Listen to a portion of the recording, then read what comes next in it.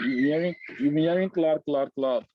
To me, the simplest way I define cloud is my laptop on the network and giving access to everybody to use it. So I'm choosing to put my laptop connected to the internet and allowing, I have a lot of resources on it that I've deployed to the laptop, and I'm giving people access to it. So it can reach from anywhere in the world. That is what cloud is. We have data centers spread across different regions, different countries, across different continents, and you're allowing people to make use of it, shared resources at their own convenient time. And some people pay for it. It's not free, of course, because to put such kind of resources that we could access from anywhere in the world requires a lot of money to do that. And also, it's not more of like you are doing a charity club, so you expect to make money from it, and so those things don't come free. So I go straight to the point. Um, of course, we all know what to do. You just go to your portal.azure.com. It gives you a login screen where you can log in into your portal. So I've logged into my portal. This is what you see, and I decided to break it into different sessions. And so regardless of whatever cloud you have, whether you're on Azure, whether you're on AWS or on Google, there's something that is very, very basic and very fundamental that you need, and that is subscription. Without subscription, you don't have a cloud. So you need a subscription, and that's why you can see, one of the lists you can see here is subscription, because that is what powers your cloud. If there's no money, forget it. There's nothing you can do. And so I will start with talking about the different subscription tiers we have for Azure. There's the EA, that is called the Enterprise Agreement. This one is meant for the enterprise guys. They pay a commitment fee. We call it Azure Commitment. I remember then, I've been part of it for an organization, so I know what it is like. So it's called Azure Commitment. Azure Commitment. There is an amount of money you commit to pay to Microsoft. It's always annually. So you can choose to say, I want to commit $100,000, I want to commit $150,000, $500,000, and you'll be given the tenant, and you have his Azure subscription. All the resources you use and everything will be debited or deducted from that subscription. That is the part of the EA, the Enterprise Agreement. You have the Cloud Solution Provider, CSP. So the cloud provider, that one is, you are subscribing to a partner. Microsoft have partners that work for them. So instead of you engaging directly with Microsoft, the EA is direct engagement with Microsoft. CSP is, you are going through a partner. So the partner manages subscription for you. They handle whatever amount you want. Okay, I want, this one is just for, it's for people that are not doing something large. They are not operating on a very large scale, like enterprises, like banks are doing enterprises. So you don't want to do that. Or FCMG, the Nestle, the likes of PZ and likes, those ones that might be doing much with EA. They are very small companies, they are into the IT space. Then you can do CSP. Then there's the one of pay-as-you-go. Pay-as-you-go is those of us that we are not big companies, individuals. I want to subscribe to to Azure. So you pay, and when you pay, it can be monthly, it can be annually. There is not something much, maybe $100, $200, $500. You have some services that you want to host in the cloud, and you pay for that. And there's another tier, which is the Visual Studio subscription. And this is what you can see, that's what I have. Based on some programs I'm doing in Microsoft.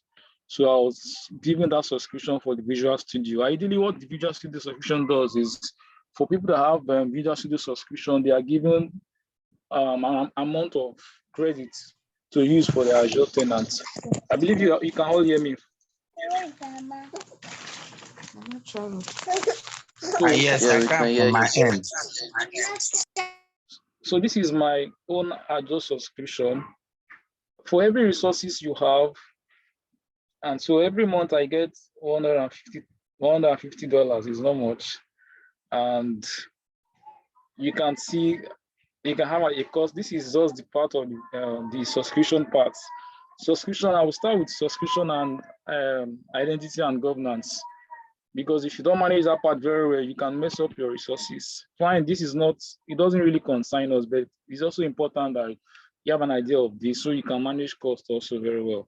Because I've been opportune to handle an engagement whereby the company, the organization, they were just consuming the cost for their Azure subscription was going very high, monthly basis. And so I was asked to look into it, that what is happening here.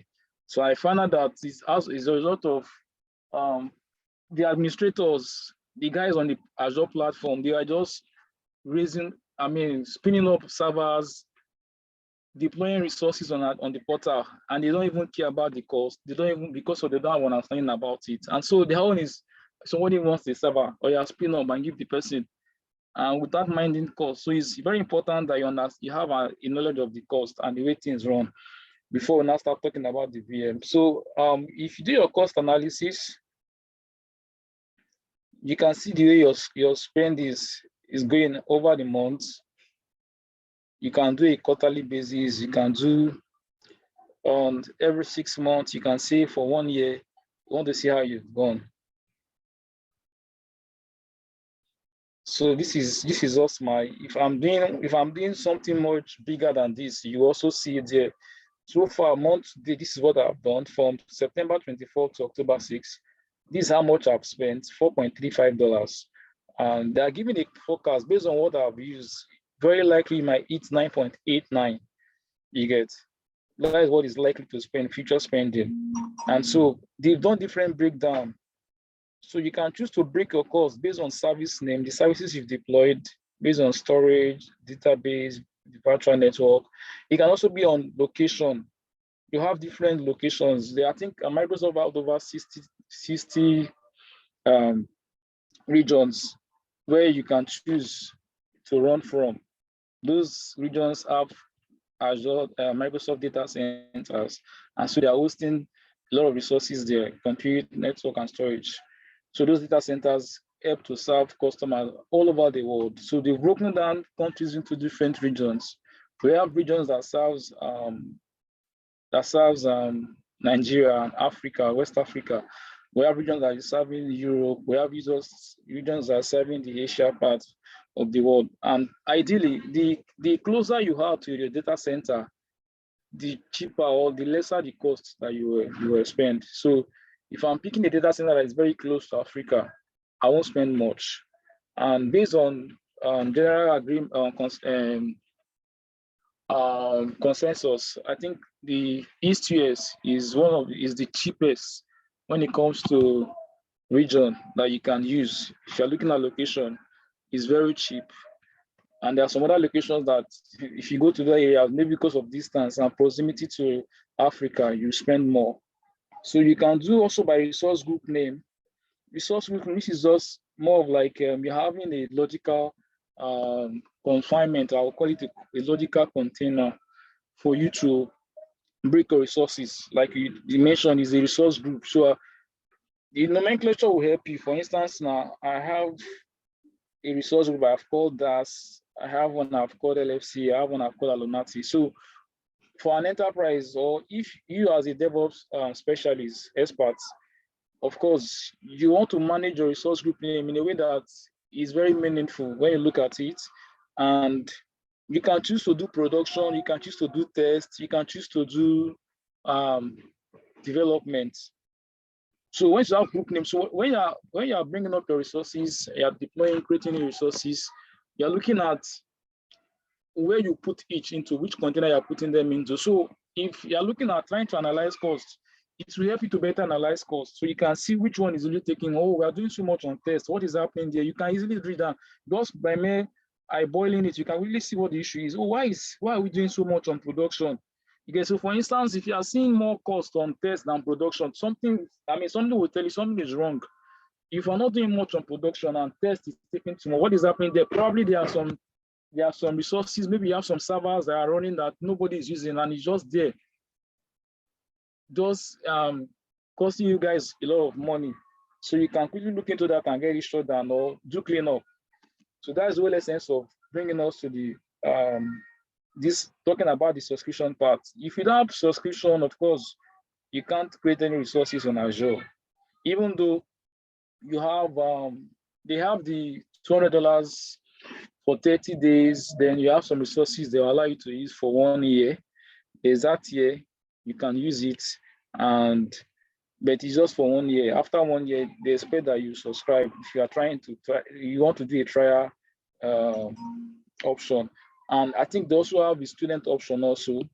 If you have a valid student identity, you'll be given $100. It's $100 for 1 year.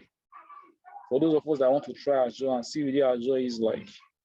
So that is that about the cost part. I won't talk so much about it. Just want to give us an idea about it. Then we'll go to the identity and Azure AD. So I come to my home. If I do home, I do all resources. I can see all resources, everything that has to do with. So this is my own resources. These are the things I've deployed so far. So you have different categories. So this is telling me these are the resource group I've created. I have Alonati, I have DAS, I have LFCA. Like we saw when I was showing us something about the subscription, how it's broken down. And it tells you different type. I mean, I have a database I'm running. I have an SQL Server instance that is running. I have a public address that is attached to a server. You can see a network interface. I have a virtual machine, a Linux virtual machine.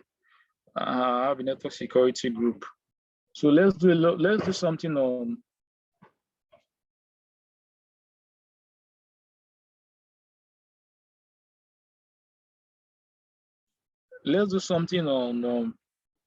the Azure AD. So if you are looking at resources, you can also search. For instance, I don't want to start, I'm not sure. I just know I don't want to start going through navigating. I don't want to go directly to what I'm looking for. So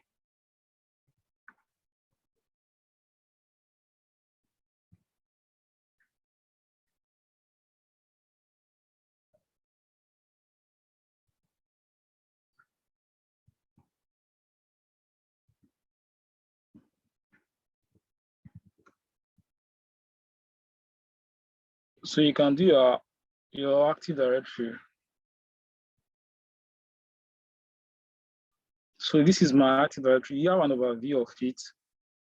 This is my default directory. You can see the number of users I have there, the groups that I have, if I have any application or if I have any devices. And for the directory, I will talk about Azure AD and ADDS. That is Active Directory Domain Service.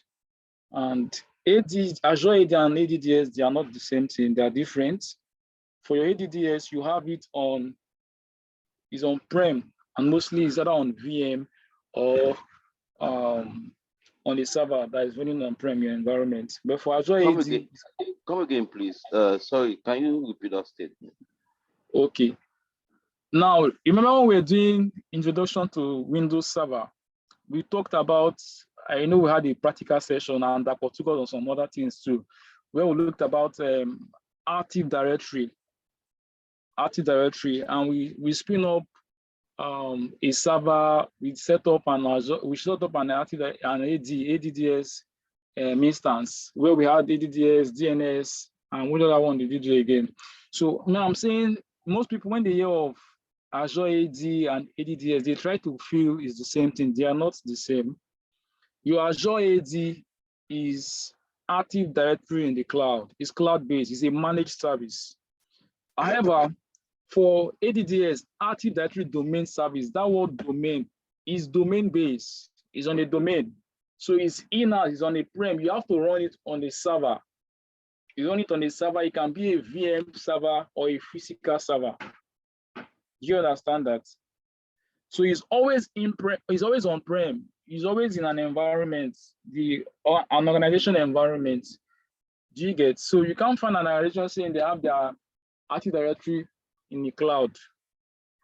If you are running, for instance, let's say daas.ng, we are an organization, we have users, we have employed people, we have 5,000 employees, and we have set up an Active Directory to manage identity and authorization and authentication for our users. That is all essence. The directory is just meant to manage access to services.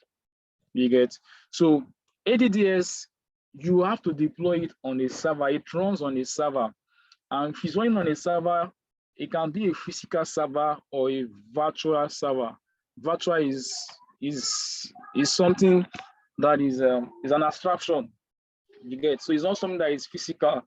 Is virtual. It can be what's it called? It can be a VMware, VM. It can be so most organizations they use VMware. Most organizations use VMware, or you can be a physical server you have in your data center somewhere, and you've deployed an instance of Azure, an instance of Active Directory on it. You have a server on it, and you've installed an instance of Active Directory on it to manage authentication and authorization for your users. So that is one difference. Another difference is that Azure AD does query using HTTP because it's web-based, it's cloud-based. You get? So if you are querying, you are querying using a REST API, HTTPS is web-based. But for Active Directory Domain Service is using LDAP, Light Directory Access Protocol. So the way you do your query on the Active Directory, you are using an LDAP protocol to query objects. You want to look at what is happening. You want to look at the user. When is the password going to expire? Where's the person? What are the assets the person has? You get all is the account locked or is not locked? I'm going to show us. We'll see some things here on Azure AD. And so it's not the same thing. So don't get it confused. If you are talking of Azure AD, you are talking of a cloud-based. It's a managed service. And when it is managed, you don't bother with deploying any server. It's just there. Subscribe and you get your instance running for you. You can see I have my Azure AD. I don't have any server anywhere. It's cloud-based. All I'm doing is I've subscribed, I've made subscription, and Microsoft is giving it to me. You get? So the same thing. The difference now is that for your ADDS, you have to have a server running on it. If you run on a server, you cannot just run on its own. You have a server is an environment when you're on-prem. On-prem is in your own environment. Is it clear to us? Is it clear? Yes, it is. Okay, so this is the overview. I have my tenant ID, I have my primary domain. Because I don't have a validated domain, like maybe daas.ng, maybe zenithbank.com, maybe google.com or the likes. So it will attach whatever domain I've given it. It will attach it to on Microsoft.com. So this domain is going to be attached to it. But if I have a domain I've subscribed to, that is hosted anyway, an hosted domain, so I will just put it there, it will validate it, upload my DNS record, and what you'll be seeing there will be daas.ng. It will not be this. This is my email, so it has attached my email to an on Microsoft.com domain. So it's more like a subdomain that is Microsoft on Microsoft.com is the primary domain, the main domain there. So this is also a subdomain under on Microsoft for people that don't have a validated domain. And you need to have a license. So there are three categories of licenses that you can use with your Active Directory. One of it is Azure AD Premium 2, P2. There's Premium 1, and there's the free tier. I was having free tier before now. I just activated the trial version for Premium 2. So the main difference between Premium 1 and Premium 2, Premium 2 allows for identity protection and governance protection. Identity protection, if you in case you get any suspicious login to your portal or to your tenant or to any of your services that is running on Azure, you get a prompt, you'll be alerted. So it's protecting identity that somebody is using this identity somewhere from a location that is not authorized. Look into it, you get an alert. But if you're doing P1, you don't get such kind of a feature. P1 does not have identity protection and governance protection. If you are doing free tier, there's a limited number of objects you can use. I think it's 50,000 objects that you can use on your directory, that you can create on your directory. But if you're using P1, if you're using P2, it's unlimited number of objects that you want. There is B2b collaboration. You will see what we mean by B2b collaboration. We have identity that you can set up also on it. So when you talk of identity, you're just talking about an object that can be authenticated. As I go through some steps, you'll see it there. So I have my Azure Id Premium, and you want to create a user. So we have user group, there's the users, we have groups. So these are the users that I've created on my directory. You can say I have 6 users like you saw in the overview page. You can create more users, and you just come to, so you can see you have the new user, just come to the new user tab and you click on new user. When you click on new user, you have 2 options. You have create new user, you have invite external user. Now, let me talk on the user type here. On the user type, there is the cloud identity, there is the guest user, you have the cloud identity user, guest user, and there's another one that is called, let me try to remember it. You have directory sync. You get, so if you have your directory sync is that I have users I've created on my domain, on my on-prem domain, my ADDS. And so because I have a subscription on Azure, I've allowed a synchronization, I've allowed an handshake between my Azure AD and my Active Directory on-prem. Once I sync them together, the users on my on-premises AD can be allowed to use services on Azure. Even though they were not created on Azure, they were created on my directory in the on-premises. I can do a sync now because I've synced my Azure AD and my ADDS. Those users can now communicate. They can be given access on Azure or on any cloud services I have on Azure. That is the part of directory sync. The member one, these ones now, you can see member. Member means that I'm a member of my cloud identity, of my tenant. That means these people were created on Azure AD. That's why you can see that it's showing member. If you do, we'll do an example now. We'll test. Some people give me their email address. We'll test it. So if you do guest collaboration, if I do the guest part, this user type, instead of member, you'll be seeing guests. Guest means that you are not part of my tenant. I've invited you from another organization to come and collaborate on my tenant. Perhaps I have a project we're working on together. I remember there was a time that federal government has banks to work together and say all the banks should come together and work on the portal for COVID-19 that will allow for payment collection for people that are coming into the country. You want to do your COVID-19 test, so you can make payment on that portal. So banks will have to come together. For such kind of scenarios, you can just set up an Azure environment and invite everybody to come. So people from different organizations can come together on one tenant. And wherever email they have, they can use their, let's say they can use the organization email to come and collaborate on this tenant without any hassle at all, no stress. And so what you do is that when you're creating users, so let me talk on creating users on the cloud. So I do create new user.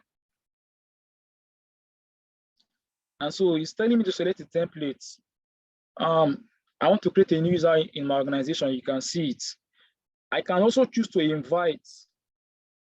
So I can invite a user as a guest to come and collaborate with my organization, to come and collaborate on my tenant. And so for this one, what I would just need is, I don't need to put I don't know what the person's name is, but when the person gets the invite, it will pick the person's name, first name and last name. All I need that is mandatory. The mandatory field is the email. Can somebody give me his or her email? Can I get any email? It can be a Gmail. Can I get that? Oluwaseun Gideon1@gmail.com. Oluwa what? Oluwaseun Gideon1@gmail.com. Is that correct? Yes, yes. Okay, so So if I have a personal message, I can just put my personal message. This is an invitation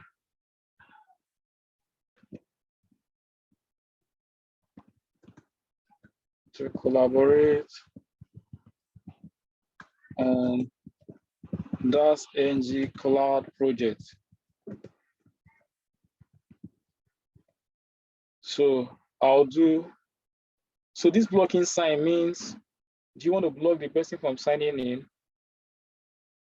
So I said no.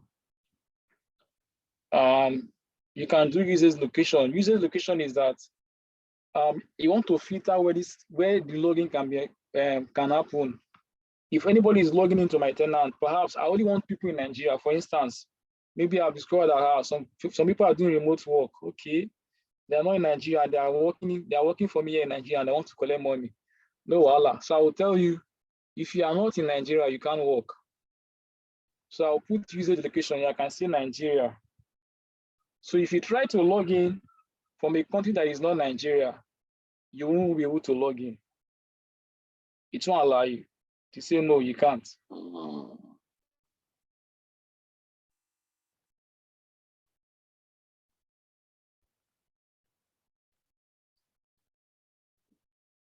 Let me see. I want to remove it.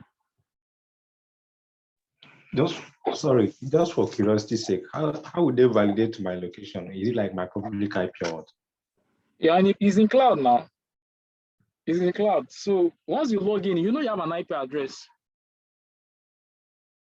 Your system has an IP address. Wherever you're logging on from, you have an IP address. So it picks your IP address and you check. Just like you have your phone number.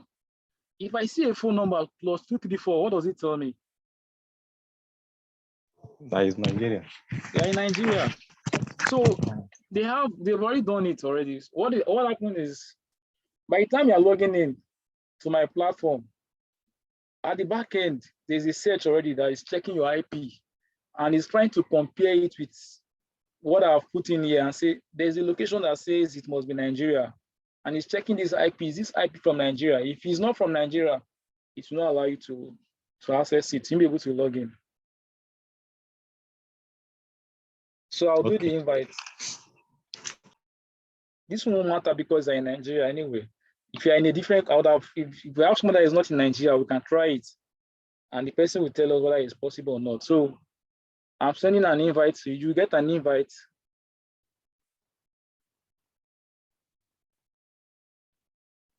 So once you join now, it will ask for you put in your details, create a password, and you log in. Once you do that, it will display your details there. You see what user type it will give us. So that is that about inviting a guest user. You see the type of user we'll get in. Then we can create a new user. So for this one, I want to create a user on my cloud. Let's pick a name. I want a name, please. Who was the first person that came in today? It was somebody from Team Docker or SAS. SAS. Yeah. So that is the username. What's the first name of SAS? Your last name, let me give you DAS. SAS Docker. Okay, let's do Docker, yeah.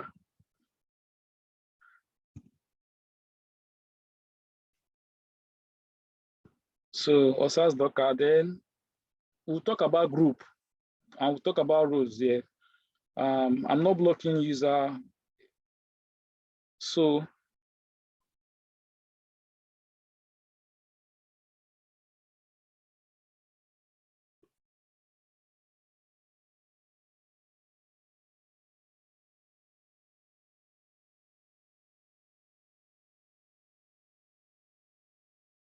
let me just use this.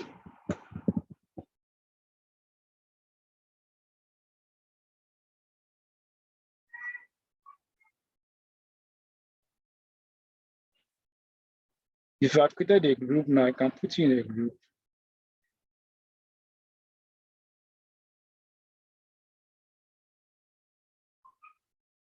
So let me give you student admin.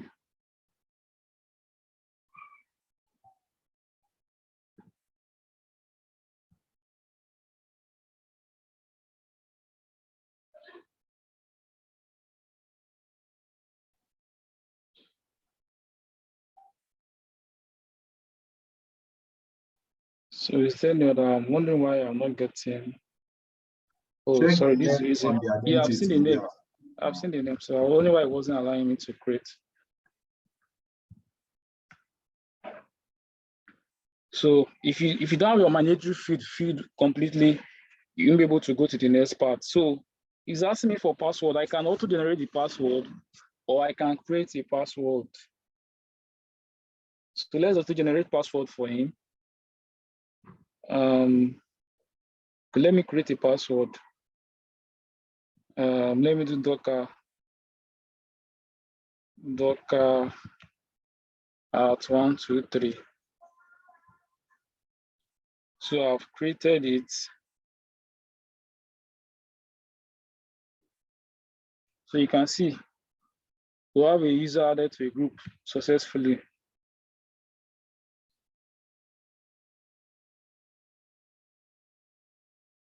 Let me refresh. It will take a while to create the user. So okay. So you can see now Gideon has logged in. Gideon has set up his account. Can you see? We can see Gideon and we can see the user type is guest. So once I see guest, I already know that this person was not created. This person was created giving an invitation. Okay, so you can see he's even saying the creation type is what? Invitation. He was invited to come and collaborate. So he can log in. Gideon, try and log in to go to Azure portal. Okay, let me go to Azure portal. Can you see? Let me copy your login details for you.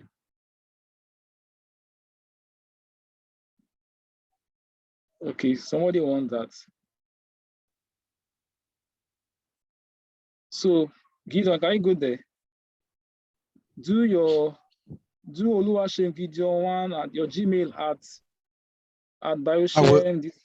Hello, Shane. I will suggest if you can, since we are seeing your screen, if you can maybe open it incognito mode or in private mode and log in with it. Let's see. Yeah, let's see how it is. Let me just do.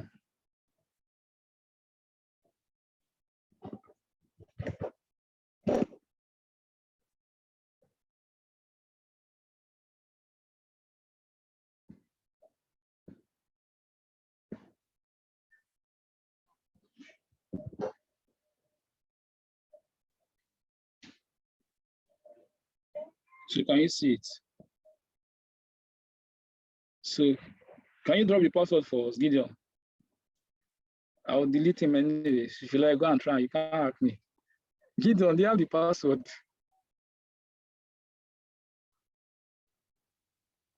Yeah, I'm trying to create it. Okay. But this just proves to us that Gideon will be able to connect. So this does prove that Gideon will be able to connect to my tenants because I've created this user for him. If you put in the password, he will log into it. And I can also choose to restrict him. I can restrict him that I won't have login to my portal. I can restrict the resources that I can log into. I can lock resources and say you cannot log. Okay, still come back to that one. So we created somebody, OSAS. Where's our OSAS?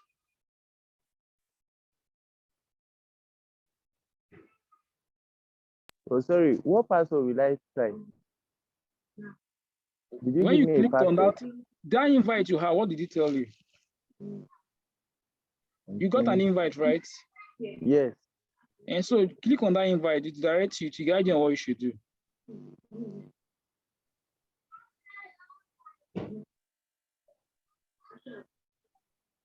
So this is our OSAS. So I'll use OSAS, don't worry. I'll use OSAS, but it's just to let you know that it will work.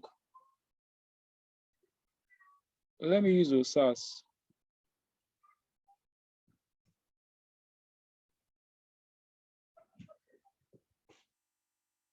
So this is OSAS.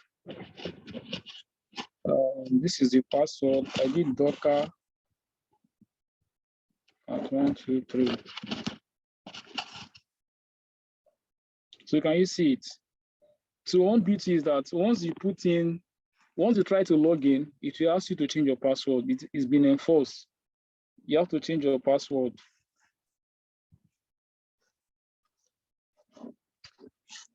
So I have to put in a new password. Docker, sorry.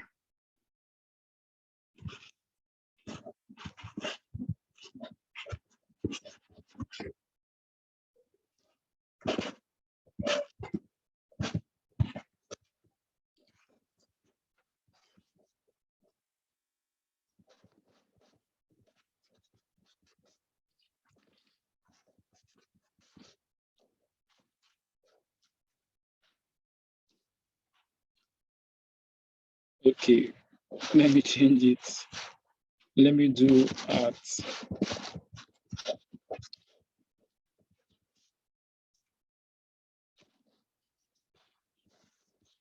It's just trying to ensure that I don't repeat password. Doesn't match, why?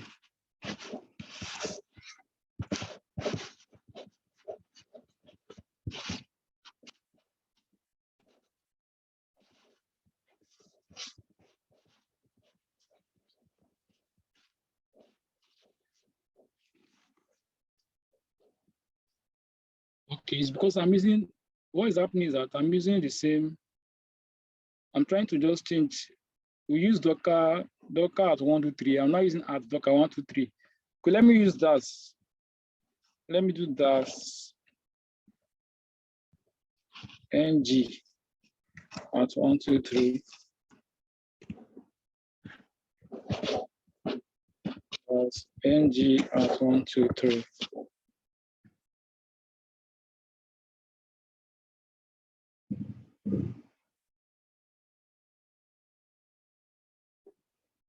So you can see I signed in.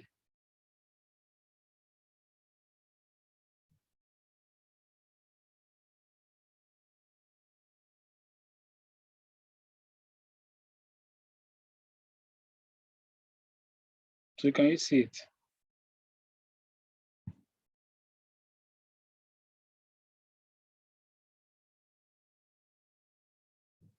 You can see it doesn't have a subscription yet. So I can choose to assign subscription to him, but he hasn't assigned anything. He just has access to the portal. He doesn't have any subscription at all. That is that about. So you can see. And if you check, so you can see on-premises sync enabled. So I told us that we have three categories. We have the cloud identity, we have guest, and we have the directory sync. So for this one, where you have on-prem sync showing yes, it's because of I did an Azure Id Joint.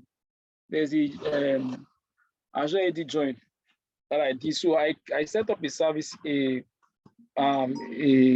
tried to set up a laptop, then I logged into my Azure portal, tried to register the laptop on my tenant.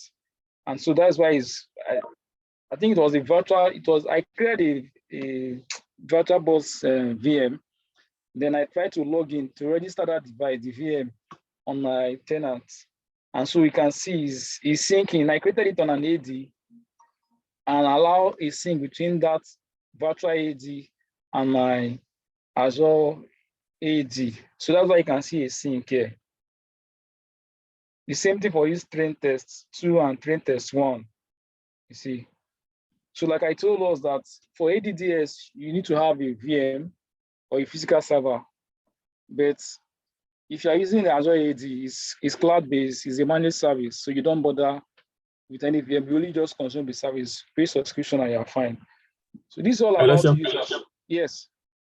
Yeah, okay, so with regards to that, right, someone actually asked a question, which I feel that you've answered.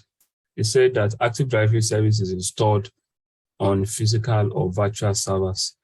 He now went on to say that, does it mean that it cannot be installed on EC2 instance based on AMIs that are window-based, right? So my response to him was that it actually depends on the kind of architectural design and the workflow that you have. Just like you said, you might not really need to install the Active Directory service on a server that is resident within a cloud, because of course you have an Active Directory managed service. Do you understand? But there are still some other institutions, right, that are hosting their servers on a co-located Azure platform, right? So in that case, you can still install Active Directory on that server. Do you understand? You can still install Active Directory on that server and then join it, and then join your computers to that domain. But if you are hosting your Azure cloud, if your company is the owner of your Azure cloud, right, you don't really need to, have a separate Active Directory. So like Sean said, most organizations today have their on-premise Active Directory. So what you just need to do, and which is something that Microsoft has been able to leverage on, is to now sync the information you have on-premise, you sync it to the cloud. Do you understand? So that you don't have to duplicate resources using something that we'll call AD sync. So that's AD sync is the one that now does the synchronization from your on-premise to the cloud, so that if you have resources that needs to be authenticated on the cloud, right, it can leverage on your on-premise Active Directory.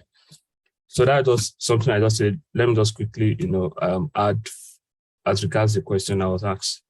Yeah, All right, thanks for the contribution. Thank you very much. So, like that was mentioned, I mean, really, why do you want to duplicate function when you already have something that is unique for you? You now want to set up an instance on the cloud and say, let me install it. No point. You have something running it on for you. And also, you also need to be very careful of compliance and governance. There's GDPR, there's NDPR. So if CBN, for instance, your regulators have said anything that has to do with, there are some services that you cannot do outside of your environment. You must do it in your environment. You get, and if you are doing EC2 instance, remember, you are having it on a data center that is not in Nigeria. And so maybe NDPR has told you that, bros, your data, because that is your user data you're putting in the cloud. So if they have told you that, bros, your data must not leave Nigeria, and you go and set up AD on Amazon somewhere in, let's say, South Africa, you're already floating the road, and you'll be penalized for it. That is serious sanction. So as you manage your infrastructure and as a DevOps expert, DevOps specialist, you need to also be mindful of that. The laws, what laws is surrounding. So it's not just, and when you pick up opportunities, you pick up remote jobs, you need to find out the laws around your role. You don't just go and say, I want to just work. And that is the reason why, if you see our approach is not just to come and give you the tool. You can know the tool, you understand the tool, and you have issues because there are simple practices that you are not aware of. There are simple concepts. So we want to teach best practice. So the head you have over somebody that has the tool, that knows the tool and does not even know simple things like the best practice. For instance, now we started with agile methodology, project management. So you don't even know how you should manage project. You don't even know that there is timeline. You should be mindful of your time. You just be there working. And to you, they say I should work. They give me what to do. Or you have spent 2 servers. You have spent a server. And you're not even careful. There's a timeline saying these 2 servers that you are spinning, it must be spent within 1 hour. And you are coming after 5 hours and say, bros, you did not keep to time. We didn't give you forever to go and spin your server. We want you to do it in 2 hours. We want you to deliver this thing in 3 hours. And you might have some SLA sign, and they tell you that availability for our servers must be 99.59. And you are coming up. They now check the availability and say, bros, availability is 90% this month. What happened? You have gone far from your 5 nines. You didn't meet the SLAs. It will not pay you. So there are things you need to be mindful of, practices, and and the culture. So you don't just get carried away with the tool and nothing is happening. That is about the user. Let's quickly go to, I will be very fast because of time. We have so much to cover. If we don't even finish, we'll continue in another session. So there's also, I don't want to start creating users one after the other. It will take time. They've given me, they've told me that 50 employees, we are getting new 15 employees joining the organization. and they've come to meet me as the user administration administrator and say, bros, please, these 50 users, you need to profile them on our cloud, on our tenants, on the directory, give them access to all the services that are required and everything. I can't be doing one after the other. I will now start, number one, OSAS, number two, Sheon, number three. I don't have that time. So I can do a bulk rate.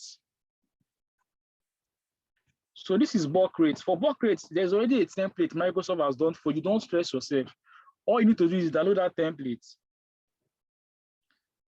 And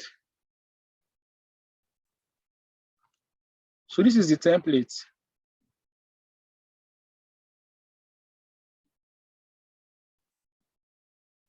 So the fields that you have content in, those are the fields they expect you to fill in something. So they give you an example. So the display name that you want, it should be there. What is the username? You put it there. What is the password? Okay, let's start with something. Let's try it. I'll just do one of these then.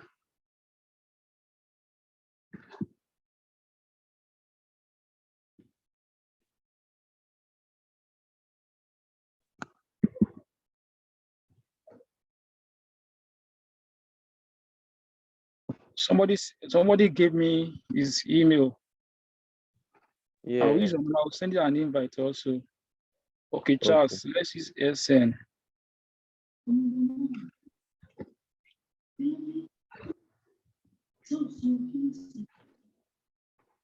So it's Charles. So with the bulk creation, in 2 minutes, I'm done. You see, in 2 minutes, I'm done. My password 1234. So I've saved it. I've saved it. As long as you don't tamper with the templates, you'll be fine. So so I'll come here and upload the file.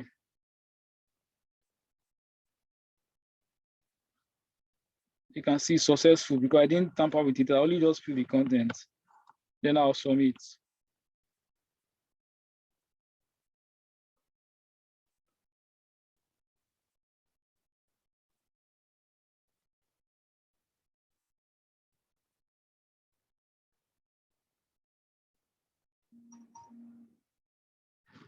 This will take a while because of. So this is one way of creating. So it's done already. You can see it. I can even come and see bulk operation results. So I'll come and see the results. So you can see it. Upload time, the time I uploaded it, the time I completed it. How many minutes, please? It's up to 1 minute. How many minutes? Just few, like a couple of minutes. Without mathematician in this, how many minutes? Just 1 minute, some seconds. How many minutes now? That's 1 second. Just within two. 1 second, Ross. So 1 second. Okay. 1 second. So ideally, it will not lie now. Look at the time. I uploaded it at 8:54:56. Look at the time it completed. So likely it might be the time it was uploaded to the tenant you get, and it's saying successful. Total request is 1. You can see this is the username, this is the display name, this is object ID is an object. I told you that identity is any object that can be authenticated. So, but you know, the more users you have, but ideally what it is that the number of time it will take me to create 100 users, it's not the same time it will be if I'm trying to create it one after the other. You see, like we always teach and practice. I mean, the fastest route out. You don't need to start going in, stressing yourself. Some people will be entering one after the other. And I say, bros, what is happening now? 20 minutes. Some people they will pledge this thing as a tax and say, we'll submit this thing in maybe your stand-up meeting and they have a tax for you. And you say, okay, project manager, and put 1 week. You can tell them 1 week, but really, in 5 minutes, you are done creating the users. You just be smiling. Say, IT, when are you going? Don't worry. Just by next week, they will be available. But ideally, you already know that it doesn't take you 1 week. In 5 minutes, you are done. So you populate the users, and you can check your result. If there's any error, it will tell you the error. If there's no error, so yeah, it's telling us that it was successful. So we can go to the users.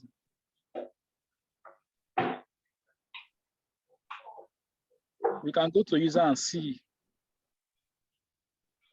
So you can see we have just ACL. You can see it. It's been created already. You can see it. So no issue about that. And so we can come to a group. Let's do group then. Okay, let me finish on the bulk operation. Also, you can also do bulk invites.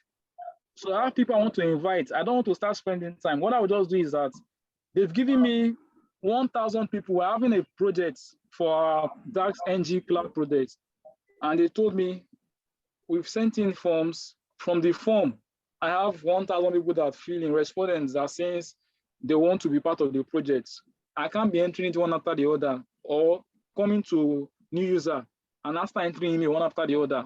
All I just need to do is get the emails, download the template, CSV templates, edit it, put in the emails, and let me just download this so that we see the difference.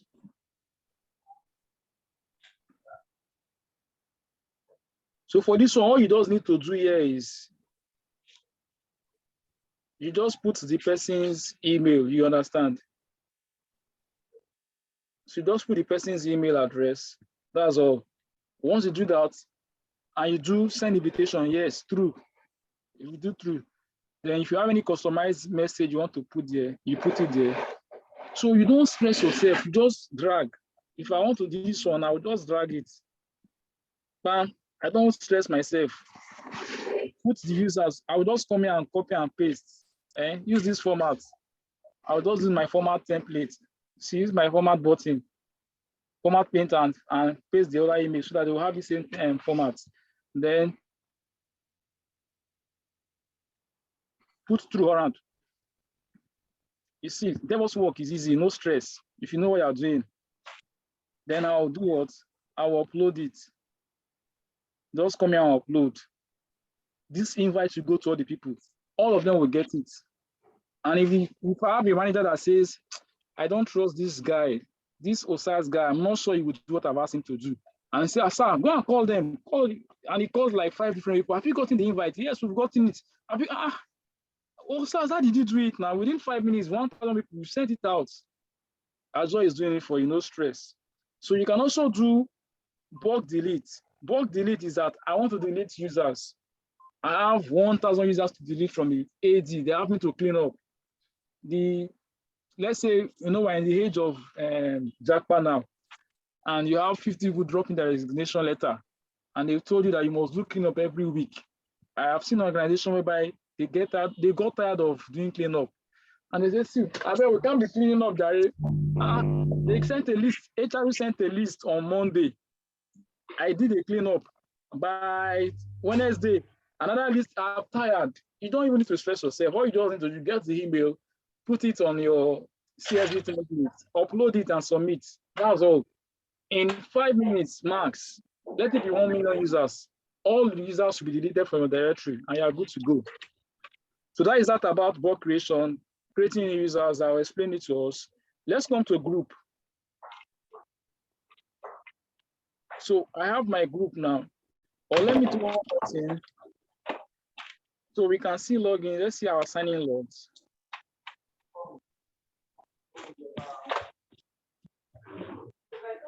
So you can see it here.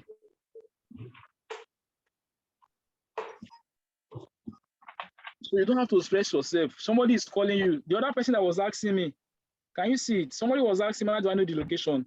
Can you see it? Yes, I can see it. So it will pick a location, and the way it's picking the location is based on the IP.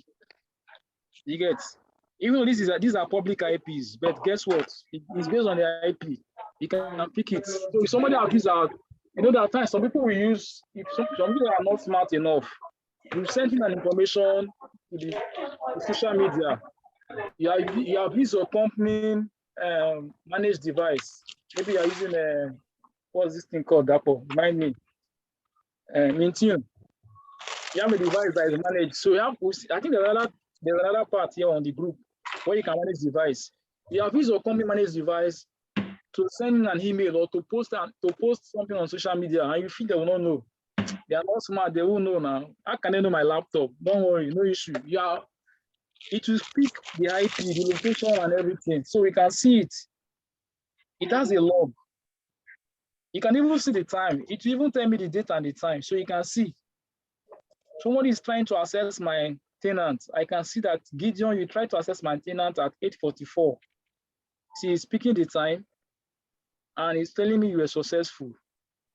Sorry, Mr. Shin, is that one possible via Intune alone? Intune. Yeah, the one you're just explaining.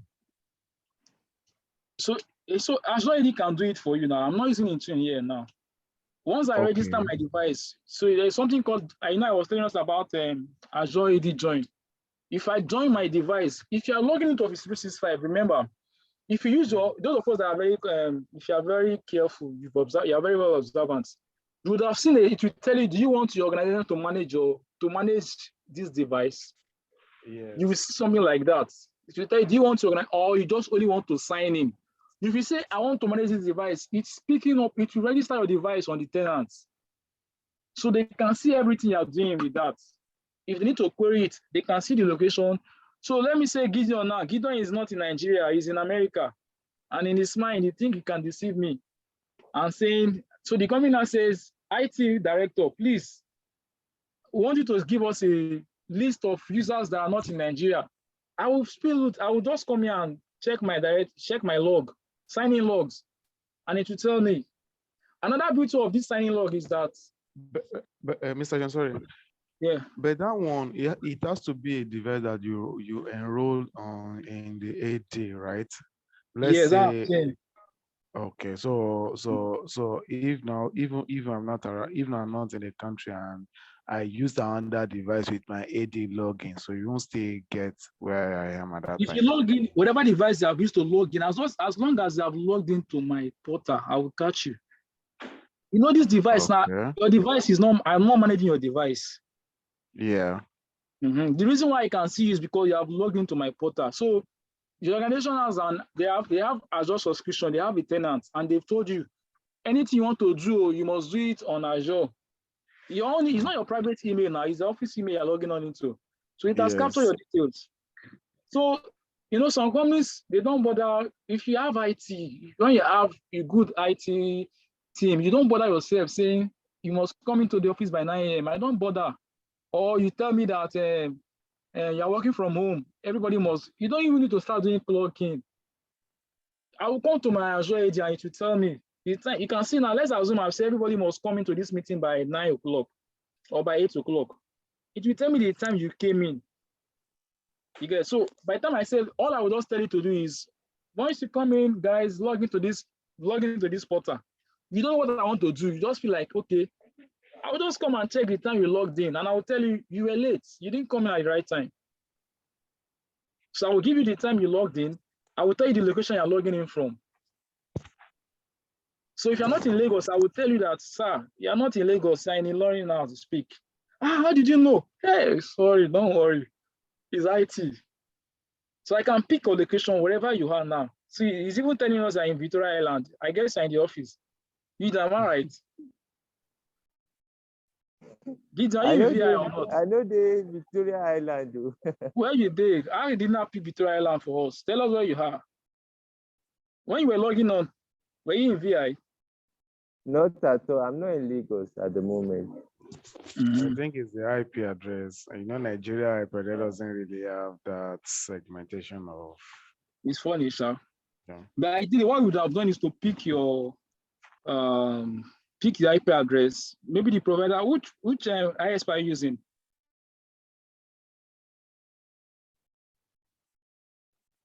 Which ISP are you using? Okay, it's Glow.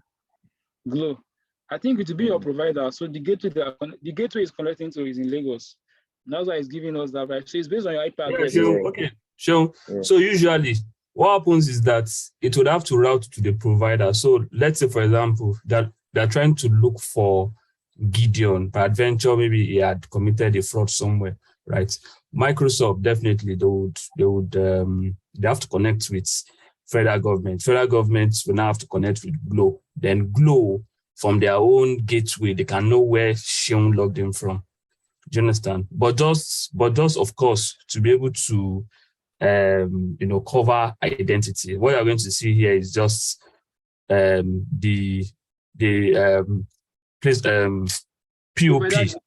Yeah, the POP that is actually, the POP that is in charge of assigning this particular IP address. So they will now have to go to Glo. Glo will now have to give them credentials. They will have to give them further details of where and when Seun connected. And that is what they usually use today, to be able to prosecute all of these fraudsters, that we have today. All right, thanks for that clarification. So let's go to group. So for group now, the whole essence of group is that I want to be able to manage roles. For instance, I don't want to start bothering myself with different rules. I don't want to start assigning rules to one person every day. One person comes. All I would just do is a group. We just create a container, put everybody there. So let's say we have a group here. We'll see how the group. So we have group type. We have security and Microsoft 365. Microsoft 365 is for the apps, and if you are doing the membership type, you can do assign, you can do dynamic user, you can do dynamic device. So for assign is that whatever role I want to assign to you, I can assign role to you. You get, I just, okay, when I'm creating this user, so I want to assign user to a group. That is the membership type that whoever I'm going to put on this group, they will be assigned. I will manually assign them. I've created the user, we've created those as, okay, let's say we have a group now. Let's call it DAS Cloud. Or let me just call it DAS. Then the group description, Cloud Project. So it's asking Azure AD roles can be assigned to the group, yes or no. So if I do no, this is no, you can't assign the membership type. If you are doing Microsoft 365, so you can only do dynamic user and assign. You can't do dynamic device. So to manage device, you can only do it with Azure subscription, not with Microsoft 365. You get. So if I change the group type to security, so you can't do dynamic device, whereby you want to assign device. So for instance, I can say, I only want people to access our portal using, I will specify the particular OS I want, the OS type. So let's do dynamic user here for the security type. So I want a dynamic query here. This is a query. So how will it query for users? How will you be able to generate members of that group? So this is what you do. You add a dynamic query. So this will be the membership rule. And so you try to add an expression. Choose a property. You say department. So if you can see, you can choose city, you can choose company name. So for instance, you can create group of different locations. You have your staff in different locations. You get, so maybe there are things that you want people in Lagos. Maybe perhaps you want to create, you want to assign different login time for different people. Do you get? So for people in Lagos, because of, let's say people are in Maiduguri now, for Maiduguri, because of the security situation, you want to enforce that by 4 p.m., everybody stop working, leave the office. Let me just give that instance. Anyway, you get. So I can have do city and say, I will create different groups and put city and say that I'll put an operator. Where is equal to? So your city will equal to, put a value there, Lagos.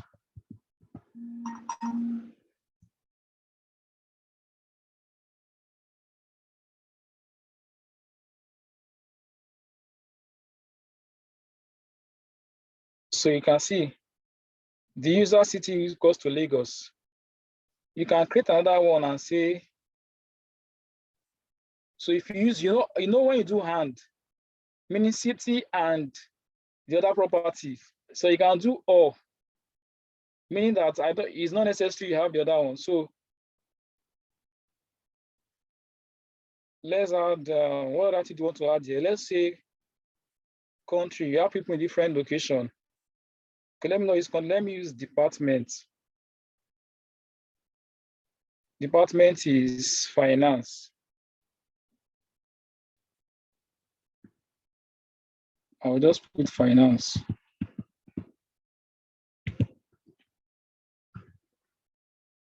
I don't need this one. So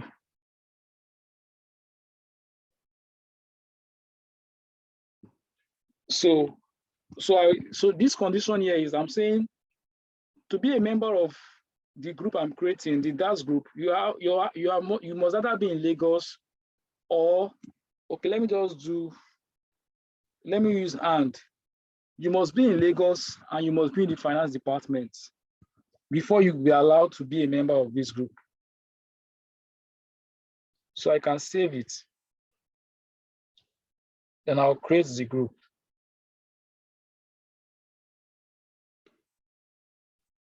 So let's go to users now. Let's look for Chris Charles. Let's edit his properties. So department, we said finance, right? Location.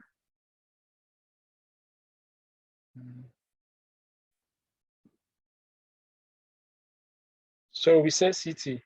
City is Lagos. And then we can refresh. Save it, sorry. I've saved it.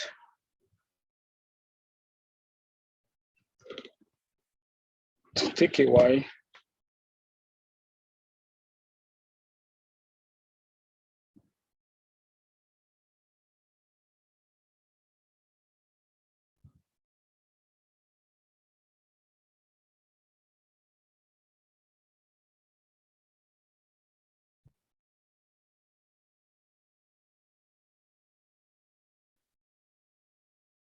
I want to see something.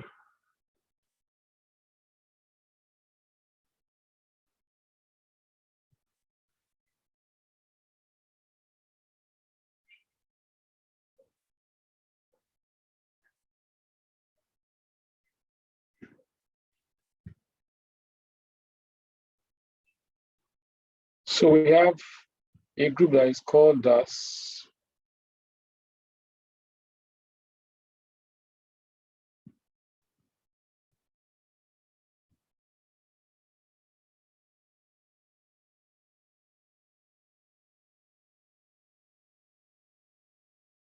So let's validate it.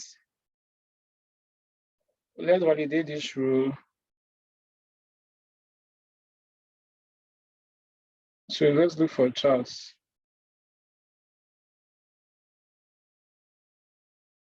So you can see it. Charles has been added because he has the query, the query rule that we created, the membership query rule that we created. This Charles fits into it. Let's pick somebody else that we created. Let's pick Osas. So this is Osas. Let me add Osas. Select Osas. Can you see that Osas is failing? So it's telling me that the rule I created said that you must be a user, your city must be in Lagos, so the department must be what? Finance. Okay, so it has checked and see that Osas is not meeting up with this query. So we can add Osas. So this is a way you can test your rule. Is it working or not working?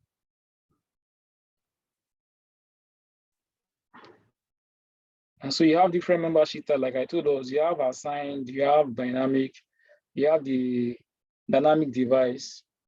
Let's go to see users.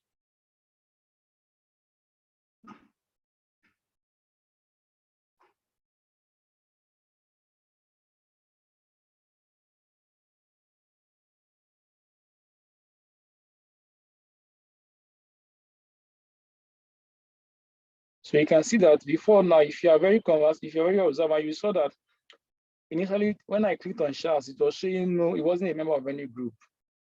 But now it has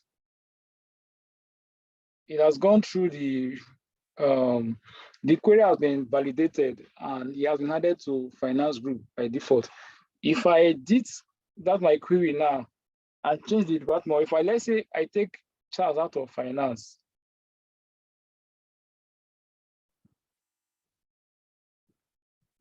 let me put HR there.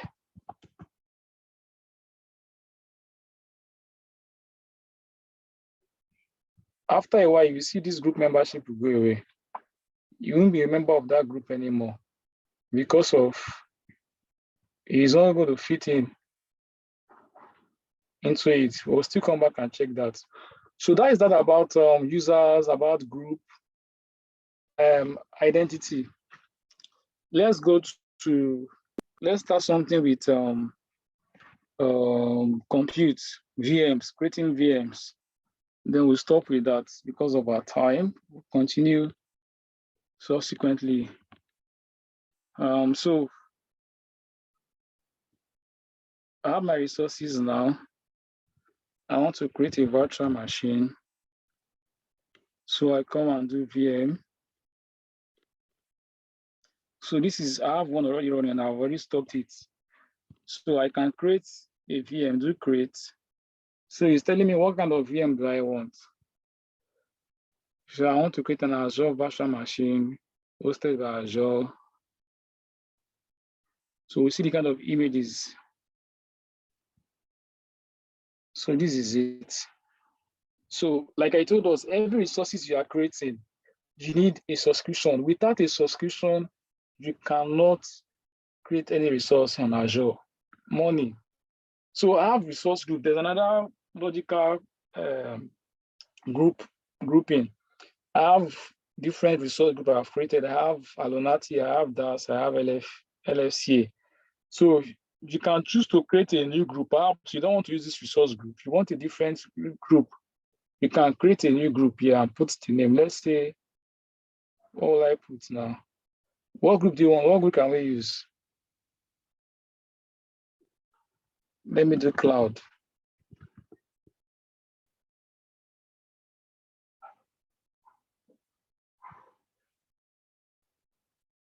So I'm creating a new group and I'll call it cloud.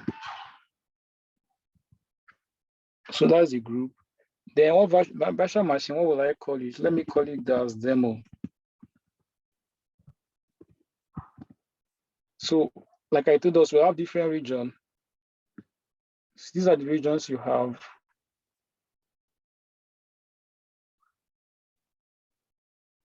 Sorry.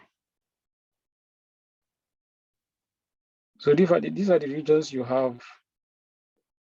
I think there are 60 plus.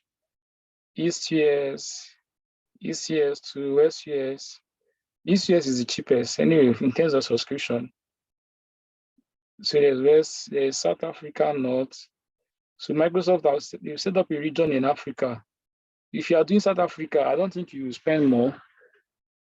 Well, the cost you spend using Africa will be cheaper compared to if you're using East US. Before now, there was no Africa.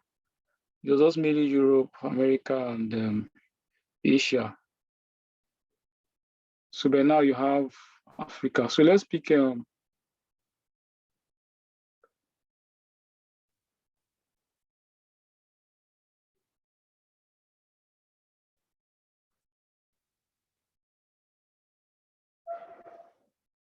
Africa. So you can see the kind of resources you have also depends on the region. See the availability zone. So yeah, they have different availability zones. So availability zone, the essence of availability zone is that if anything happens in your region, they can quickly switch over service to a different zone. You can see, and you have three different zones. So let's say you're on zone 1. If anything happens in the African region now, whatever zone you have, they can switch to another zone entirely. So let's say in zone 1, you have different availability. They have different data center within that zone 1. So the particular data center you are connecting from, if there's an issue, maybe there's a downtime, for whatever reason, they can quickly switch over to other data centers without you even knowing. I think there was a time this year that AWS had issue. I think it was around August or so. I think one part of the Europe region had issue, and everybody was down. So at that point, there's nothing you can do. But if let's assume it wasn't the whole of that region that had issues, they had other availability zones that they can route you to. They will quickly route you to it, so you don't even feel that impact. But for that particular one, the whole region was down. No way everybody don't have to wait till they fixed it, and they move you on to it. So East Africa, let's do ECS. So you can select multiple zones like they've told you. So, and the truth is that if you do this one, you spend more money also, because you are trying to manage availability and ensure that you have the highest availability possible. If anything happens, I don't want to version my machines. Okay, so you can see when I did, because I picked 2. Can you see now? Let me show something. So when I did one zone, you can see that it just only created one virtual machine for me. If I select 2 zones, so it's giving me 2 instances.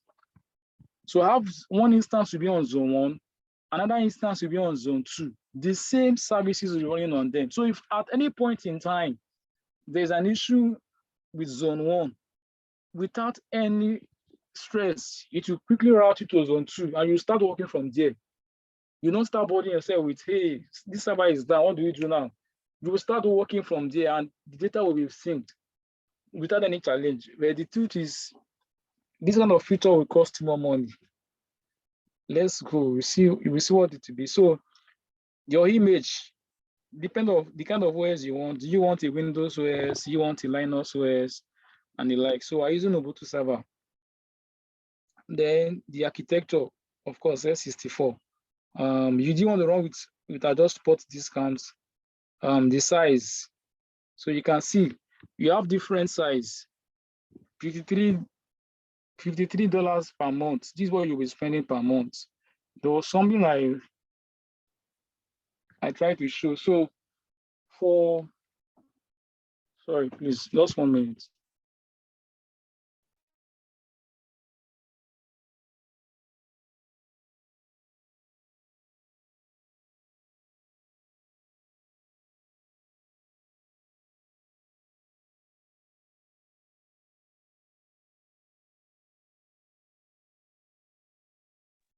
So for virtual machine sizing, based on the kind of workload they are looking at, for Microsoft, they've decided to come up with different types of virtual machines. You can have your virtual machine you want to set up for general purpose. For general purpose, it means that you want a balance between CPU and memory ratio. I mean, there's a balance. You don't want more CPU, you don't want more memory, you want it to be balanced. And for this kind of virtual machine, all you want to do is you want to test, or you just want to manage databases for just small to medium, or your web servers is just, the traffic is not much, just a low traffic web server is what you're looking at. Then you can do general purpose. General purpose are not always expensive. What you will spend will be cheaper. If you want to do compute optimize, what you're doing you want to have a very high CPU. When you look at the traffic is going to be much. Of course, And maybe you are going to be doing some processes. You're running a batch process, or it's an application server. For application server, it's always best you go for compute optimize. But if you are looking at something that you want to run, like for databases, where you require high memory. For this one, these are the sizes of virtual machines you can use. If you're looking at storage base, so depending on what you are setting up your virtual machine for us, we want to just do a general purpose. So we can pick any of the B series or D series. Yeah, but let's say we want to do something that is for a project that will require high computing power, then we'll go for the F series.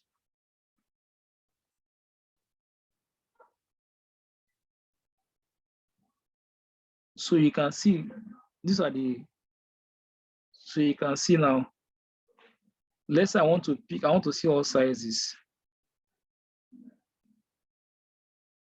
And you can filter now. So these are general purpose. You can filter and say the type. What type do I want? I don't want general purpose. I want to say, let's say I want high performance compute.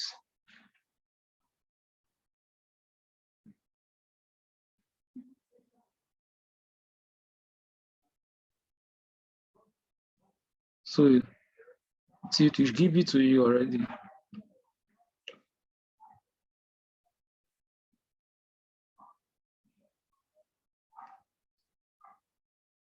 So you can choose. So if I do by high performance, so these are the high performance one. You get, so you can look at, and to give you the cost, can you see it? So if you're looking at compute, so compute is always very expensive. See how much I will pay per month. And that's why that will always tell you that cloud is not cheap. Oh, cloud is expensive. Look at how much you're paying. But if you are doing general purpose now, if I say let me do general purpose, I don't want. So you can see this is the one. So you can just come for something very cheap. Let's say you want to do, the cheapest here is $3.8 monthly. You can see, just come here and you select that. So that is the storage size I want. You get, of course, you know this one, you can't expect the speed to be the same. Then authentication type, are you using SSH or you want to use password? If you're using password, you create the password you want to use. Then, okay, let's do password.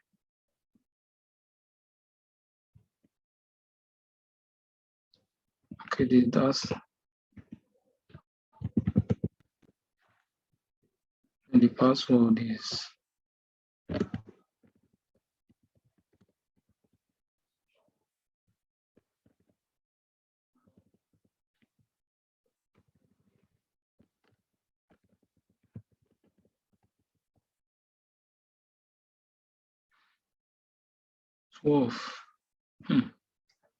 this is serious.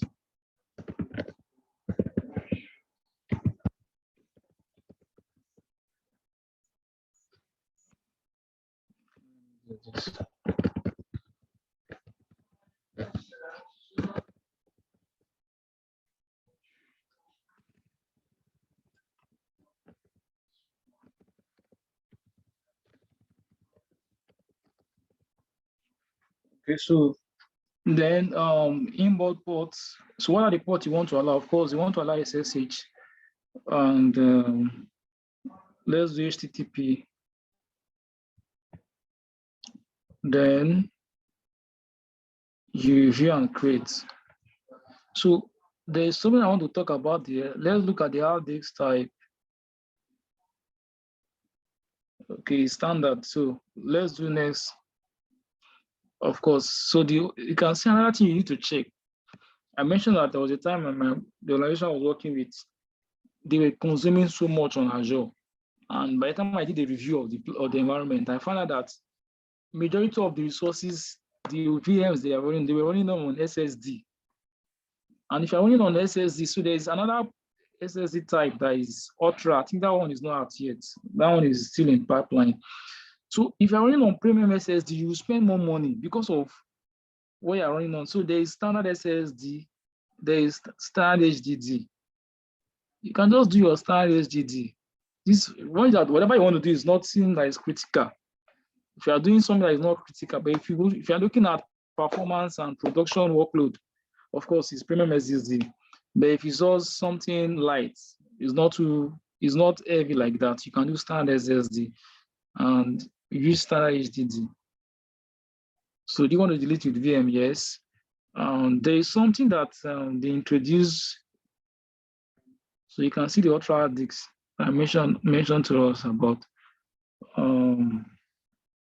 Let me see what that is there.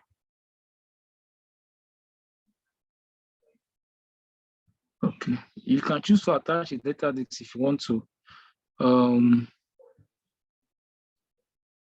So if you don't create, if you have a virtual network, we'll still talk about virtual network. But for this one, it is just, let's us skip this. When we come to virtual network, load balancer. I don't want the load balancer for this.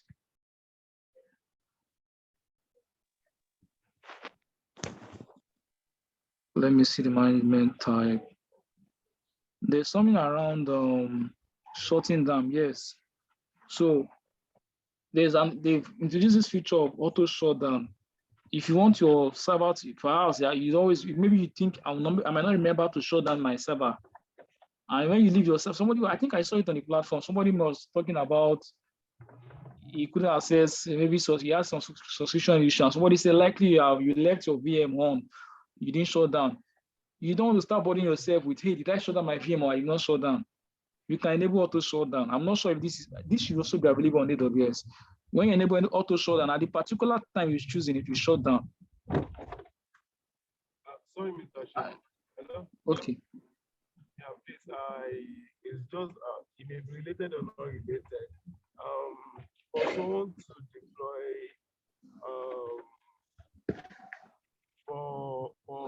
to deploy a virtual machine, whereby we just want to install Server 2019 on it, what size, what disk space do you think we'll need? So it depends on what you are using it for.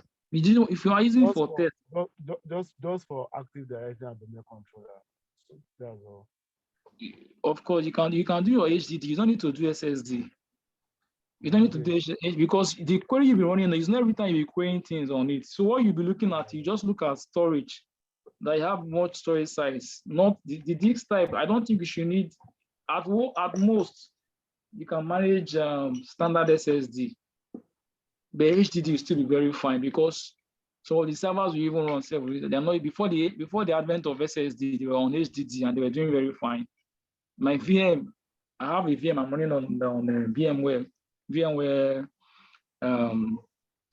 hypervisor, and I'm using HDD. I'm not using SSD. Okay. So you can do HDD without spending. So you just focus on the storage, the disk size. Maybe it's 500 gig, depending on it. It won't even consume much, really, because it's an object directory, so it will not consume much. Even with 250, you'll be fine. And depending on how large, so you also factor in scalability, how big the organization is. If you are designing for an organization that is, let's say, hundreds of employees, you don't need to go and spend so much because we want to set up an AD for them. So if you do 250 or let's say 200 HDD, 200 gig of HDD, you'll be fine with it. And memory of, let's say, 4 gigs, you'll be fine. Thank you, sir. So you can do enable your auto shutdown such that if I enable auto shutdown, I won't bother myself with, hey, did I shut down or not? I didn't shut down. And it will give you a notification. Before you shut down, it will send a notification to your email and tell you your server will be shut down in 1 hour. You can also choose to extend it. So you can say, give me another additional 1 hour. I don't need to shut down by 7 o'clock. By the time, like by 6 p.m., it will tell you this server will be shut down by 7. You can extend it by 2 hours. By the time is 9 p.m., it will also, before 9 p.m., it will alert you. This server is going to be shut down by 9 p.m. Do you want to extend it or you should shut down? If you don't send any message to extend, it will shut down automatically. So this is a very good way to manage your costs. You don't start bothering yourself with, hey, did I shut down or not? And you can do next. We don't want to enable any monitoring. This one will cost you more money, so I don't want it enabled.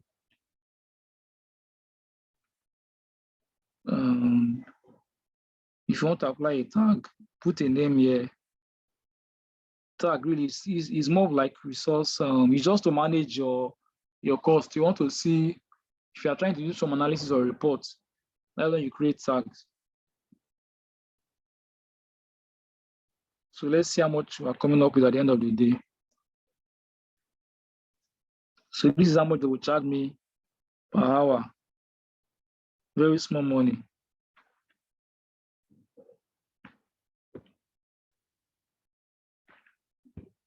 So if I'm fine with it, so this is it's telling me to review before so you can, if you want to automate ARM, you can choose all these templates such that perhaps, this is a request that always come in every week for you. So I don't want to start going through all this. I can make this a template for me. So what we just do is, I will just create from the templates. I don't bother myself, start filling in the disk size, memory size, what disk size I want to pick, what I want to enable, what I want to disable. Just download the template and you can automate your IEC. But we'll still get to that. Let me not go take that now. So we just create the virtual machine.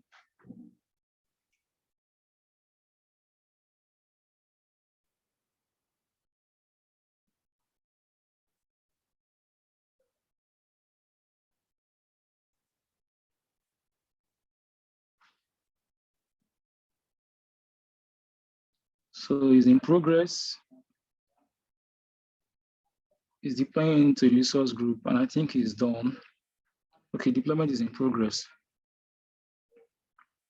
I'll create another one. I'll create a Windows server also for us to see. So deployment is in progress.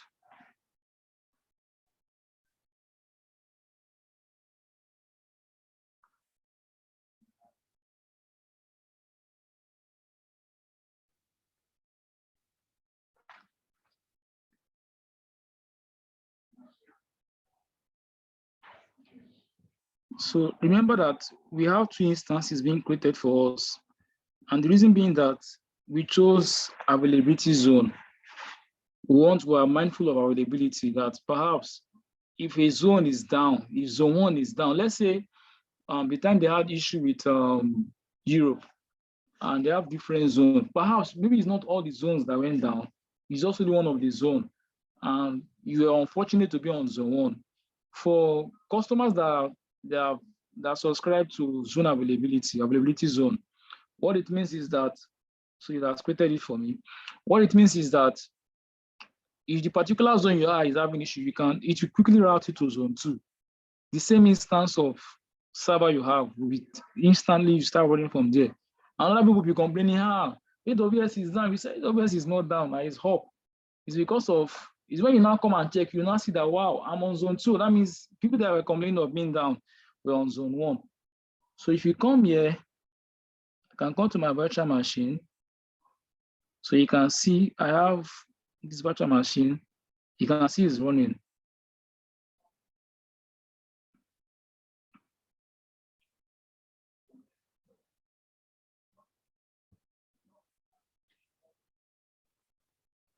And I want to see. Yeah, so you can see this is my public address. I can go to this. Let me launch something here. Let me see. That might put it up. So let's go to this portal. This is the IP address.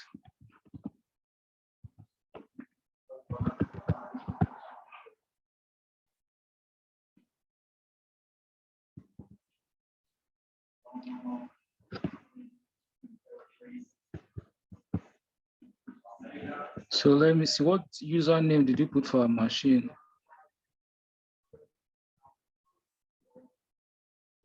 So this is the computer name. The computer name is daas demo 1. So the password, I hope I still remember it.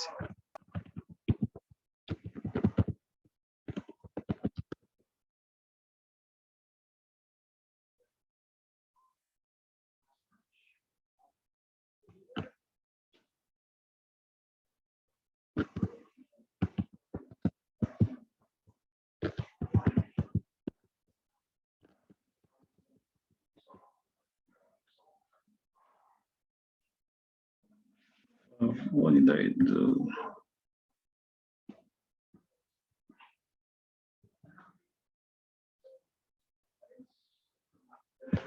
So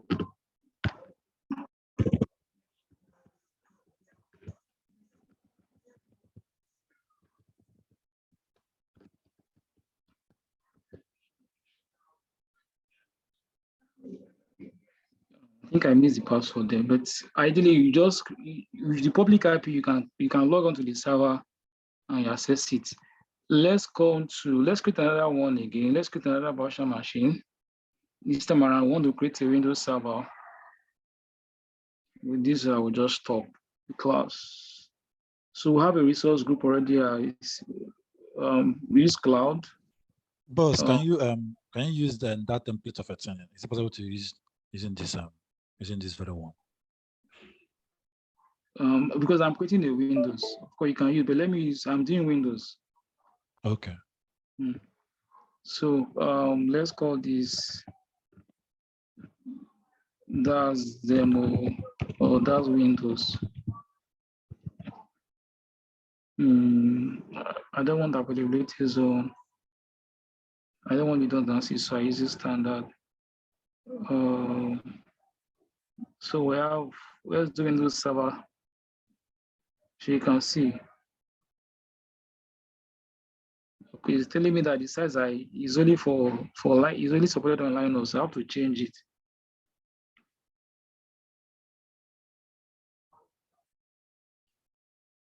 Let's see if there's anything that is cheaper than that. Is anyone cheaper? Okay. So we can do this one. Let's do that one of $7. Yeah, we're fine. So username is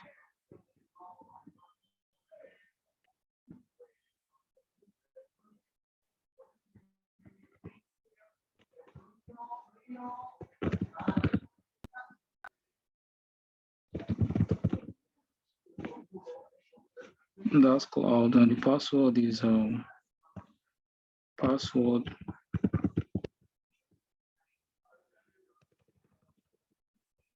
Let me just do that's cloud.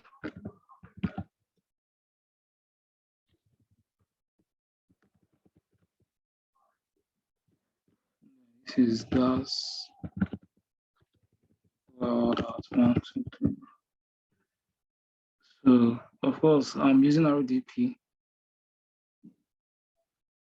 I'm using RDP for it. So what other thing do we need to check here?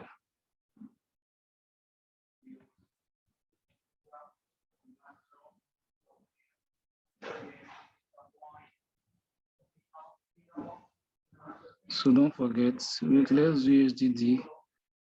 What I want to run is, I don't need the SSD for it. Networking to pick cloud VNet for me. I think already have VNet already. And subnet, we did networking. When we come on Azure networking, we'll talk about this subnet. RDP, I don't need the load balancer. Yes, of course, to shut down. And then want this enable. What is that portion? I saw AD. Which one? This? No, I think under management. So it's asking me if I want to log on to Azure AD. Yeah, okay, I get it. I want to log in with my AD credentials. You get, so yeah, good enough. Okay, let me do this one now. Could you brought this one up? So this one, there's something called role-based access control. So I can choose to create users. You get, let's see that project I was giving a description of. I can create users, so I can allow people that I've created on my Azure AD to log into it without using, because now when we're setting up this virtual machine, I created a password and username. So I can choose to say, outside of the one that I've created, I will allow people. I can create a role and say, I can call it server admin, and create a group, attach that server admin role to that group. That time we're creating a group, remember. So whoever are assigned to that group, we have the role of server admin, means they can manage the server. So if you're not on that, if you're not in that group, for instance, you're in finance, what are you doing with server? You don't need a server. So I won't apply that role to your group. So let's have a group called IT. I will assign that role to that. I don't want to start assigning that role individually to different users. I will just create a group, apply it once to that group. So whoever that is asking me, please, I need to log on to server, I will just assign you to that group and you'll be fine. You get, or I can even make it a dynamic membership and say, to be able to qualify a member of this group, these are the criteria I want you to have. So I can just tell you your login OS, the OS you're logging in should be a server, like that. So I won't even bother myself. Once I create the user, automatically that will be applying to them. The query will just run and look for this user. Oh, this user you're creating now, does he need to use an OS that is server based? Yes, it will apply it based on the criteria I've created. If not, it will create it. So it try to automate the process so that you don't start coming in. If you don't automate the process, you are bound to have errors. If the more manual you have in a process, the more error you are prone to. So if you automate it, minimal error, minimal human error. So OS patching. It's one more question, please. Yes, sir. Okay, with regard to server administration and management. So let's say, for instance, I created, like, maybe I'm using an on-prem AD where my server admins and all those people now want to modernize and migrate all our stuff to the cloud. Then there is a part of that group, another person working in the server administration team are also there, but privileges are given to all of them. So the admin have the spring rule, other people may just have some less privileges. So how can I create a group and also be able to sync these people on this server, let's say this server that is on cloud now, so that they can be able to log in and also do their work as they used to do on-prem before now? Okay, so like I told you, and I think that also mentioned it, when you do a sync, all you're saying is that the users that are on my on-prem, I'm allowing you to be able to consume the services that are in the cloud. If there's a sync, you don't need to bother yourself. It will sync in there. And if you are starting a group, let's say you've created a group, for instance. Now, so you cannot create a group and say, let me see if there is, let's finish this one. I'll come to your question. I've not forgotten. Let's just finish this one so that I can come to that group.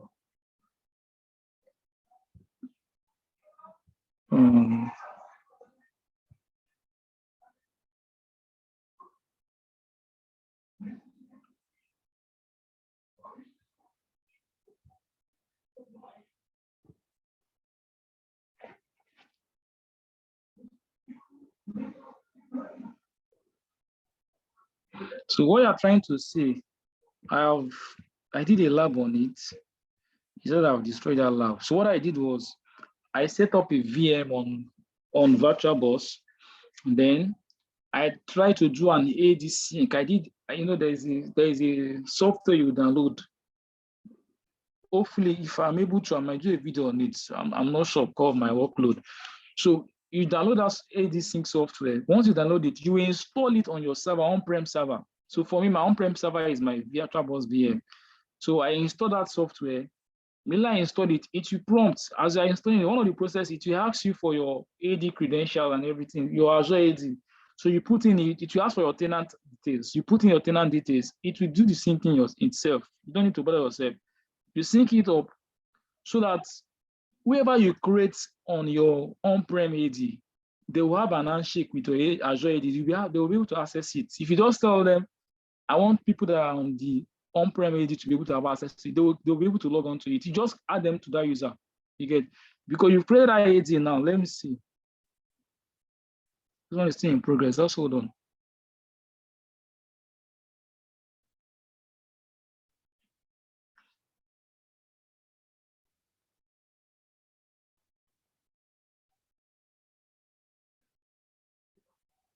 Hello, sure.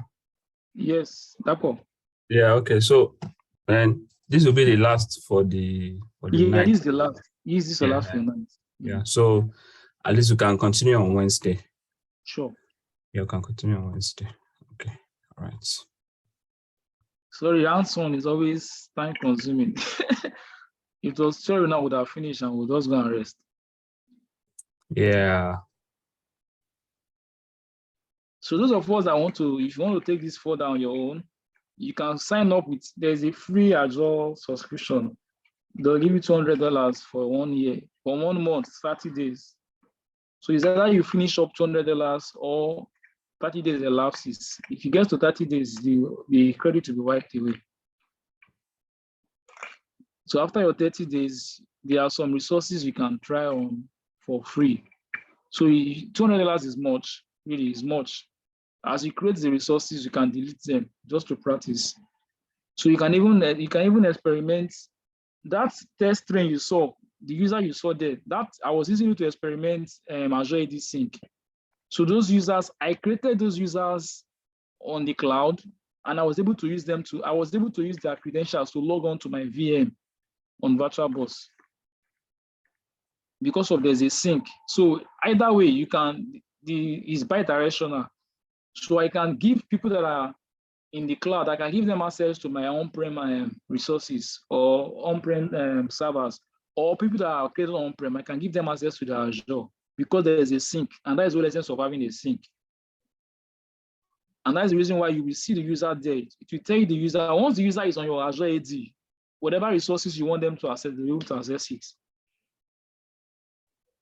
So this is taking time, should have finished by now.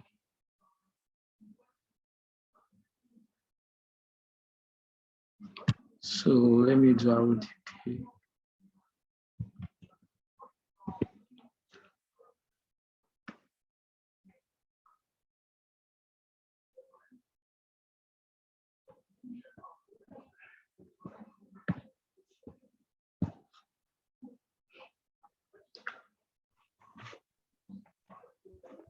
This is taking too much of time than I expected.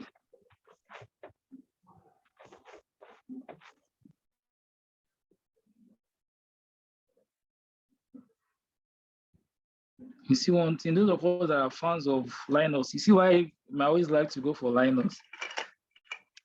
We didn't take this long setting up Linux server.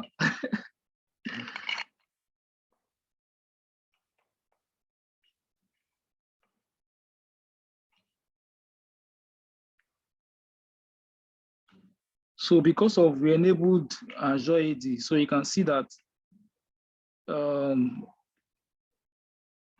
I hope the person I created, OSAS, I hope you still remember who has the password. I think I still remember the password. So you see the person able to log into it.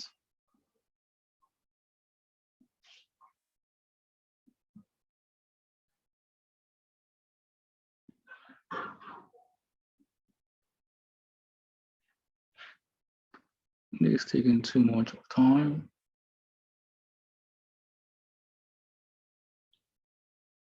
Okay, so let's come to our AD.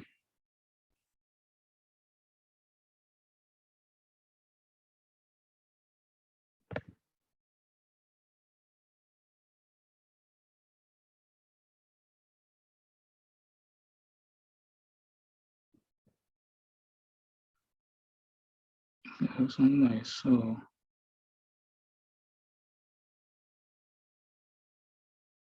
So can you see this? The person that asked the question, yes, can you see yes. this? I can So I see don't this sync admin. So I can add that person to this group. If I add it to this group and say, and give you the role that you're able to log on to these particular servers, then you'll be fine. So the people you have on-prem that you want them to access your VMs on the cloud, you can just put them on this group here. Because by the time you create them, by the time there's a sync, so the thing is that once you do a sync, you will see them and they'll be listed among your users. That was the same thing I did here. This test training.test1 you are seeing here. So you can see it's on-prem sync. Can you see it? Yes, yes. So what I did was I created these users. So what I did, I created these users on-prem. The deployment is done. I created these users on-prem. They were not created on the cloud. They were on-prem. You can see that's why it's, so they were created on the on-prem. Then I did Azure Id sync. After that syncing, it added them to my Azure Id. I could see them as part of the users on my Azure Id, on my tenant, on the directory. So that whatever, and you can see they were able to log on to the servers. I created a server on Azure, and they were able to log on to it with the credential. You get to use the on-prem credential to log on to a server on Azure. And also it's vice versa the same way. So if I've created a server on-prem, they'll be able to log on to the on-prem server. If I wanted to log on to the Azure server, they'll also be able to log on to the Azure server because there's a sync already. Okay, thanks so much. Yeah. Yeah, and the same thing for those users that were invited by collaboration. I can add them to that group also. So the only challenge you have is if the user is not showing here. As long as it's showing on your Azure AD, you can give them any role, and there's a sync. The only issue is if there is no sync, then they'll be able to cross. They can't talk. But once there's a sync, the traffic can go that direction. So let's go back to our VM. Then we'll close from there. Sorry, at services level, can a user also be able to like log into a service using the Azure Active Directory? Yes, now. Or whatever services you have here, even you can register for an application, app registry, as long as everything you have on Azure running. So let's go to that Windows.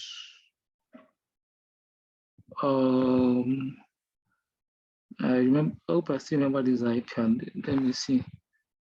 20.127.34.185.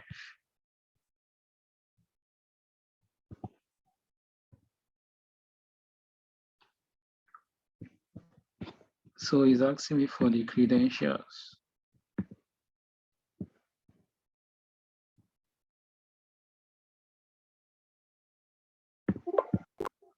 Hold on.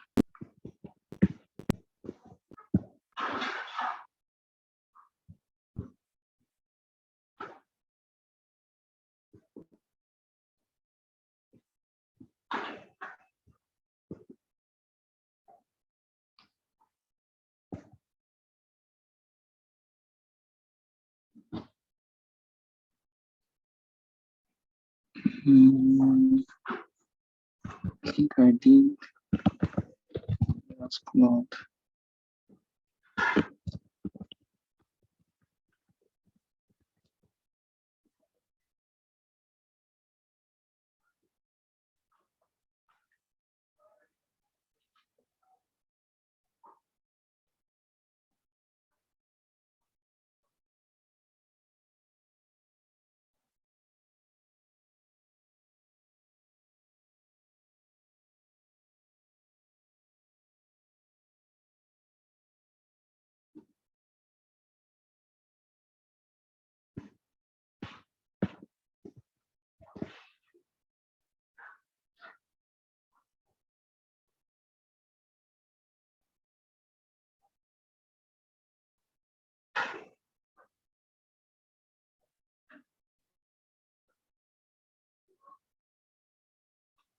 So can you see it?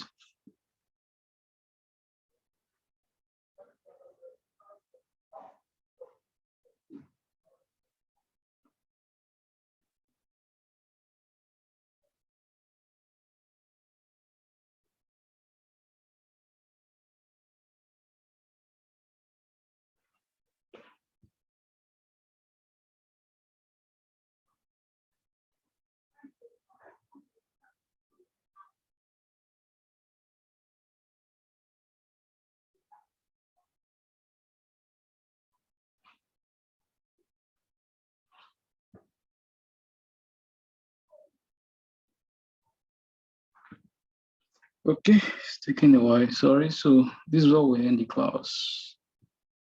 Have any question?